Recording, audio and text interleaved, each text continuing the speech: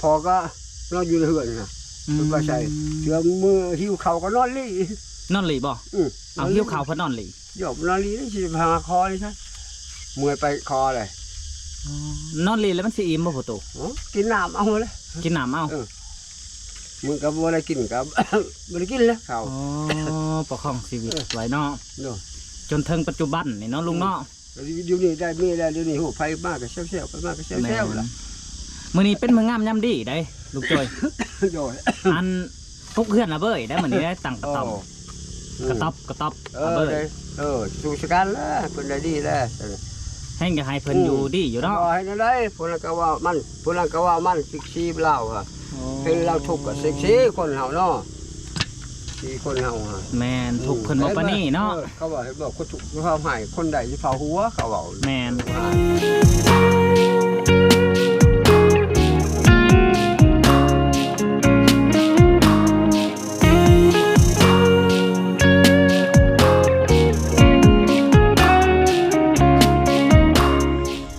กราบสวัสดีและสบายดีบ่ว่า FC ฝั่งไทยและฝั่งลาวเนาะตอนนี้เฮามาเฮือนลุงโจ้ยเนาะทุกคนก็คือมื้อนี้เป็นมื้อมวนมื้อซืนก็ว่าแม่นคืองานบุญบังไผ่ก็ฮอดเป็นที่เรียบร้อยแล้วเนาะทุกคนเอาสบายดีลุงโจ้ย สวัสดี ใช่ว่าสิไปบุญบังไผ่ มาสิพุ่นล่ะ โอ้เอาสบายดีบ่พร สวัสดีพี่น้อง โอ้โดย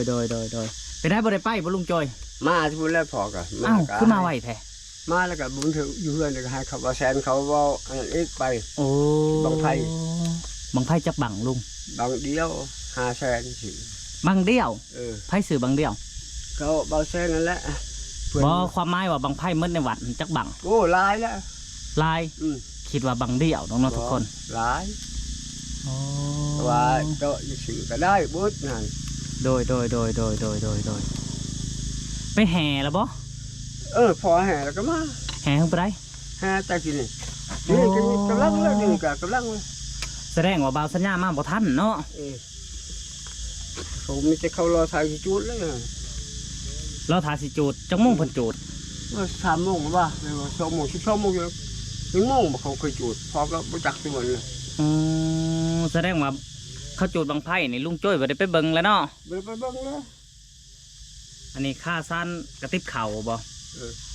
ได้จักหน่วยเลยลุงตะกี้ฮะ มันบ่ได้หยิบมันบ่มีวายให้ก็เอามาให้วายนี่ก็ อ๋ออีช่างนี่วายบ่นี่ฮะ วายดิน วายคือเป็นนั่นนี่ วายดินเด้ วายดิน อืม แต่กาววายมันจะเป็นแบบ วายของแท้โหคัก อ๋อ มันบ่มีแล้วก็เอาตัวนี้หยิบเลยใครจะว่าอ๋อนี่ได้เขาไปเอานั้นใช้ตัวเมืองอันนี้เฮ็ดบ่ได้บ่มัน โอ้เสือกอะนะครับบ่มันไปได้เนาะ บ่มันพอเฮ็ดแล้วบ่มัน คือว่าวายดินบ่าวสัญญาบ่เคยเห็นมันเป็นไม่ได้อันเห็นลุงโจย มันว่าวายดินตัวนั้นอันนี้วายนะเด้อัน สบายดีพ่อใหญ่ ส ส บา บาย ย ดี ดีสบายดี เอาสบายดีบ่ล่ะ เจ้า สบายดี สบายดี ใบมันขี้ใหญ่ๆเด้ เอามันเป็นใบอีกบ่นี่ครับบ่ได้เป็นเครือบ่ ก็เขาอันนั้นเด้ไปเนี่ยเรือป้อเราเชิงหัวหอม เรดป้ออันเนยอ๋อ นี่แหละภาษาลาวก็ลืม ปอสัมพันธ์บ่ บ่แม่น บ่แม่นปอสัมพันธ์ได้ ใบ สิ มันซ้ำใบจังไงนะใบมันเลย ไงบ่ปอสัมพันธ์จะฮู้บ่ปอสัมพันธ์ พอสัมพันธ์นั้นเขาเขาหลอกฮะ รู้จักมั้ย เขาว่าไปได้เราถึงอ่ะนะ เราเอาไปจังเขาว่าพี่จังแหละไปจังกันลืมแล้วเนาะ พี่จังก็แล้วก็แล้วสุดนี้ก็ หลายคนก็อยากเบิ่งว่าลุงโจ้ยพรมึงงานบุญบังไผ่สุดท้ายบ่ได้เบิ่งจ่อยเนาะลุงบ่ได้ไปพรให้เบิ่งเลยนี่ ไปได้ยังไงตอนแรกไป โอ้ตอนแรกจังไปเนาะ โดยตอนแรง โอ้โดยน้องบ่าวลาเพิ่นสิไปตอนแรกเนาะเพิ่นว่าเนาะ แมน คันเอฟซีบ่เห็นนี่โอ้ยบ่คักเลยทุกคนเลยใส่พลเด้ ไปพ่นไปมันขับมาแซนแล้ว โอ้ไปเลยเนาะ บ่าวสัญญานัดน้องเพิ่นก็บ่ทันเนาะทุกคนเนาะเพิ่นไปนำเขาบ่แซนแหละ พอบุญไฟเผาเพื่อทางชาติเลยพออยู่ก่อน โอ้ จิบเข่าประจานเนาะ เพิ่นมาก็จังไป แมลงเลยก็เขาจูดไปแล้วบ่ได้น้ำมูจูดซ้ำหน่อยบัดนี้ มีวงบ่แมลงนี่ โอ้มีแล้วบง วงยังลุงจอย เขาว่าบงตะปุยข้าวหุ่ยจักวงจังแล้ว อ๋อบ่จักเอง จักพวกแล้วผู้14ดอกนี่ได้เขาว่าพอก็ลืมแล้วเขาว่าน มผู้ไทย นมผู้ไทยอีกอ่ะ โอ้นมผู้ไทย ตีนมไทยนักร้องดังเสียงดีจิมมี่สิทธิพล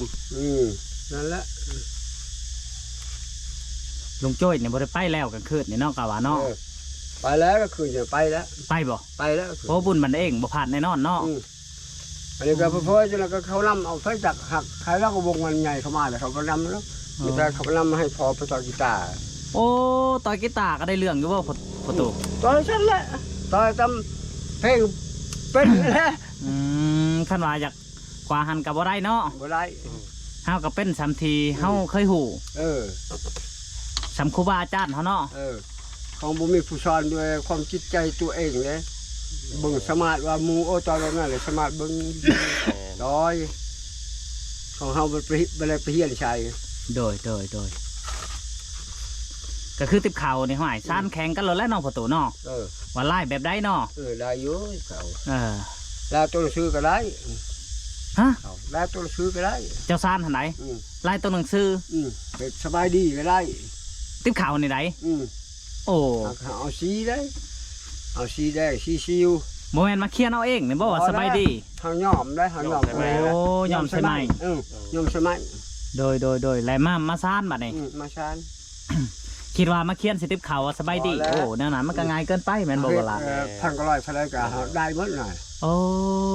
เขียนชื่อคอยก็ได้บ่ได้ติบเข่านี่ ได้หมด ได้หมด หมดแต่ว่าจุดเขาแต่ว่าเขาเบิ่งใกล้งามเขาเบิ่งใกล้ๆแล้วมันขี้ลายมันแบบว่าชูว่ามันติ่ง3ติ่ง4ติ่ง5ติ่ง10ก็มีเห็นนะ อ๋อ ติ่งหลาย โอ้แสดงว่าอันทั้งประตูเพิ่นนี่ซ่านแบบได้ก็ได้หมดเนาะสบายดีคอยหักเก่าก็เป็นหมด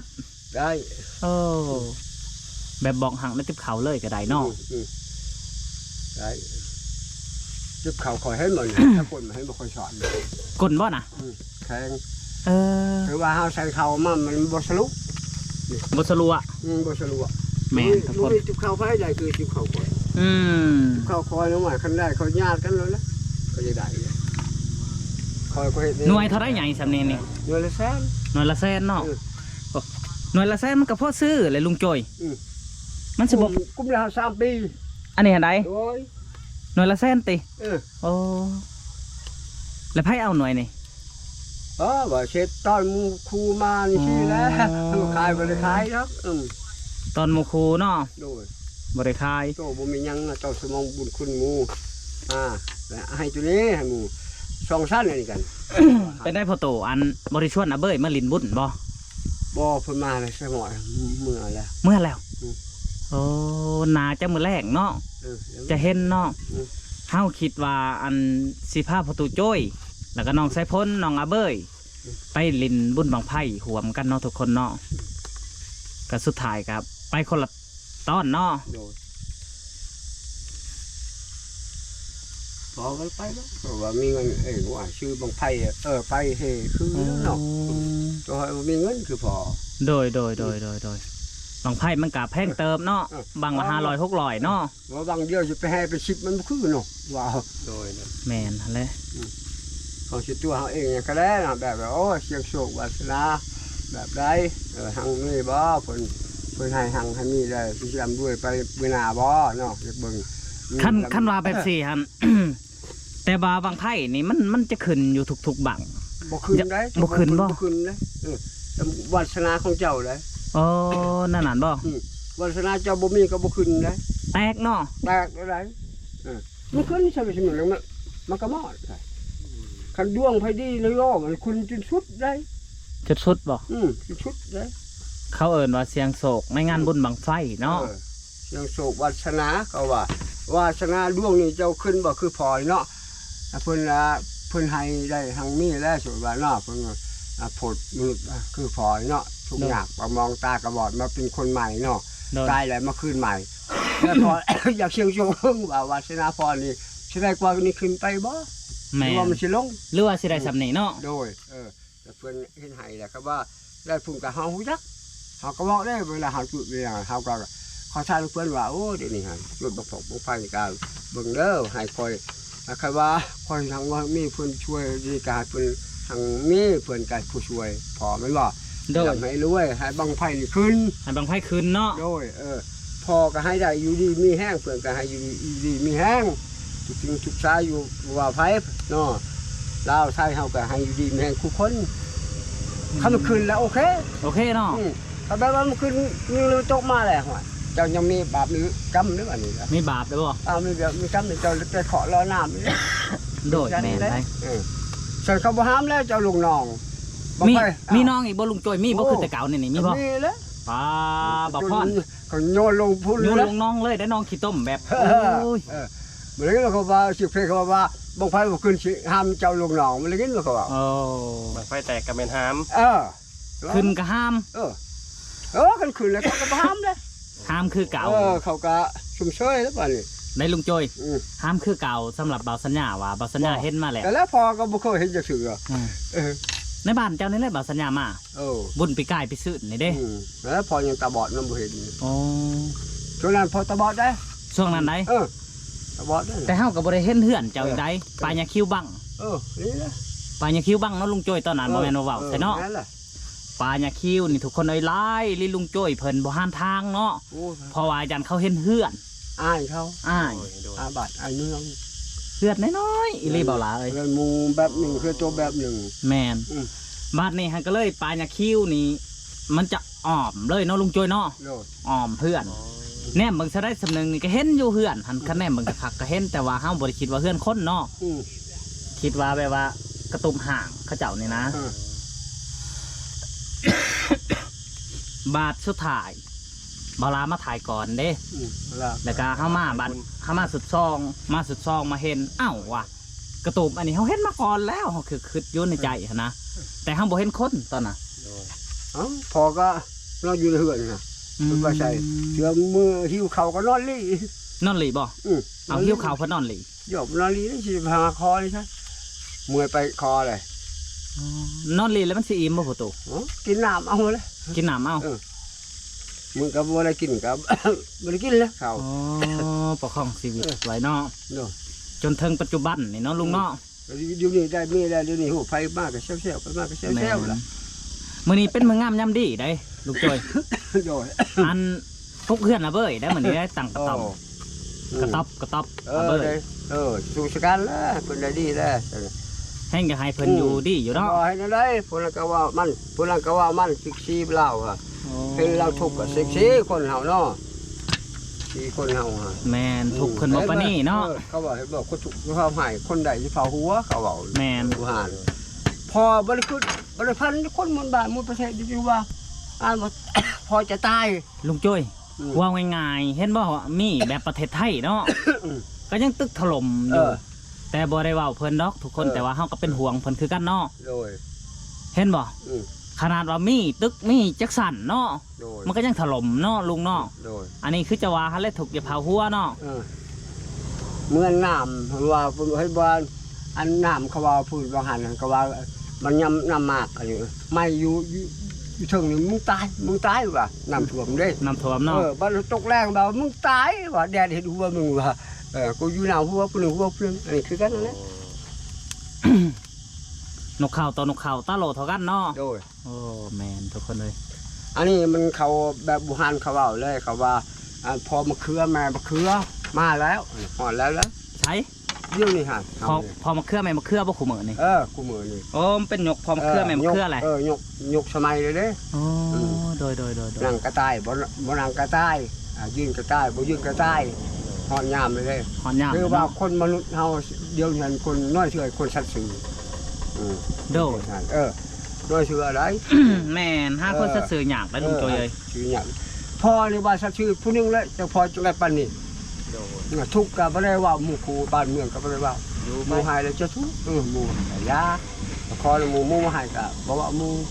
มู่เฮ็ดเฮาตามเขาว่าคนทุกข์เขาให้คนไทยหัวเขาก็อ่านว่าพอเนี่ยต้องตายนะก็ตามกันได้กินในบ้านในเมืองกับบรรฟาดเนาะ โดย แต่เขาบรรประนามเขาล็อกว่าสิฉันก็ มันมีรักกับประนามกันเวลามูใจดีกับมูให้มูใจดีกับมูให้แล้วก็งูไปชั้นนะ บัดเดี๋ยวนี้โอ้ยมีแห้งเนาะลุงจ้อยเนาะ นี่มีแฮะชูชการแล้ว สำเร็จขึ้นสวรรค์เนาะ มีผู้พูดให้ชูชการเพื่อนกันเพื่อนลำรวยเพื่อนกันพอฉันเราลาเก่าหาก็ต้องพอกันชูชการเพื่อนลำรวยเพื่อนได้รถผู้ละคันแด้จะถึกเหล็กแด้ โอ้เลขมีให้ถึงเลขจะโตลุงจ้อย โตหาถึง6 โตโลด 6โตโอ้บัดเบาสัญญาก็บ่พอดนี่ได้ใช้ ให้ ถึ ถึ ง ง โต หมดถึงหมดแล้วทุกสิ่งทุกใจแล้ว โอ้บ่พอดจะสิเอาจักโตบ่พอด โต 6เบาสัญญาเนี่ยเอาแต่3ก็พอแล้วลุงจ้อย ว่า เอาแต่3 ข้าพเจ้าเนี่ยขอท้องก่อนเด้อนี่ พอซุยซื้อก็ได้นะพอไปบุญบังไผ่นี่นะโอ้เอาทุกคนเอาไล่ให้เงามันเหยิดเนาะ โน้ย ก็คือเฮากะสิได้ผู้ละ ไปเบิ่งบุญเทพสการบุญบังไผ่เนาะ ไปเบิ่งบุญ แม่น เพราะว่าเฮาสิไปหาหนองไสพลแม่นบ่ว่าละน้องลุงจ้อย โดย ไปในพ่อบ่ไสพล พอแล้วหาบุญจำเลยแล้วแล้วก็เขาตั้งนั้นนะบางไฟแมนพาเท่าไหร่เห็นเลย โอ้ หลุดเบาแสง โดยเอ้าทุกคนคลิปนี้ก็บ่มีหยังหลายเนาะบ่ละเนาะ หลุดเบาแสง เฮาก็สิได้จบคลิปเพียงเท่านี้ขอกล่าวคำว่าสบายดีเฮาสบายดีลุงจ้อยสบายดีอยู่ดีมีแห้งเด้อลุงเด้อ โดย